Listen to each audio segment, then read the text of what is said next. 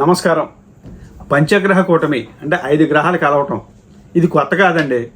ఇది ప్రతి 2-3 సంవత్సరాలకు ఒకసారి జరుగుతూనే ఉంటుంది. 2021 ఫిబ్రవరి నెలలో కూడా జరిగింది. ఇప్పుడు మళ్ళా ఉంది. దీన్ని భయపడిపోయి ప్రత్యేకంగా నాకు ఫోన్ చేయాల్సిన అవసరం అయితే ఏమీ లేదు. ఇది వృషభ రాశిలో 5 గ్రహాలు కలుస్తున్నాయి. అయితే ఇక్కడ ప్రత్యేకత ఏంటంటే భారతదేశం యొక్క జన్మ లగ్నం వృషభ రాశి. ఇక్కడ కేంద్ర ప్రభుత్వంలో కొంత అనిశ్చితమైన పరిస్థితి. ఎలక్షన్ రిజల్ట్ ఆయన మన్నాడు అంటే ఇది 3వ తారీఖు నుంచి కొద్దిగా కలవడం మొదలుపెట్టి 5వ తారీఖు పూర్తిగా అన్ని గ్రహాలు కలుస్తాయి. అందువల్ల కొంత అనిశ్చితమైన పరిస్థితి ఏర్పడడానికి కొంత అవకాశం ఉంది. 1, 2 కొంత భారతదేశానికి కాకుండా ఈ సరిహద్దు దేశాల్లో మరియు భారతదేశంలో ఉత్తర ప్రాంతంలో కాస్త భూమి కంపించడానికి అవకాశం ఉంది.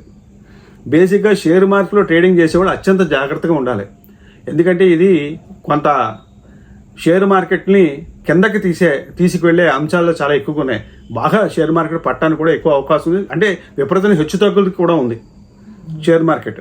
వాతావరణంలో కూడా పెను మార్పులు ఒకటి వచ్చి ఎండలు కాసే చాట వానలు పట్టడం, వానలు ఉండే చాట మళ్ళా ఎండలు కాయటం, రెండింటికన్నా విపరీతంగా జరుగుతుంది. అంటే ఉన్న వాతావరణం సడన్గా మారిపోతుంది. ఇవి చాలా ముఖ్యమైన అంశాలు. ఇది కొద్దిగా మిథున రాశి వారు జాగ్రత్తగా ఉండాలి. మరియు వీళ్ళకి కర్కాటక రాశి వారికి అనుకూలం.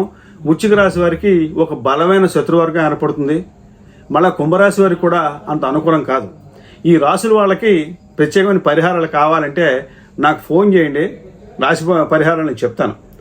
ఎందుకంటే కింద నా స్క్రోలింగ్ నెంబర్లకు మాత్రమే చేయండి. ఈ పంచగ్రహ కూటమి ఇంత మునుపు 2002లో కూడా ఏర్పడింది.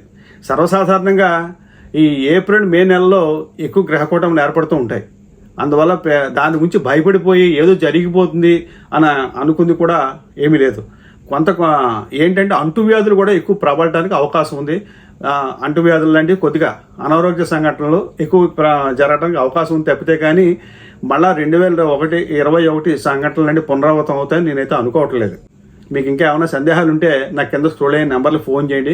మీ ఎకరాల రామకృష్ణ, జయసింహనారాయణ.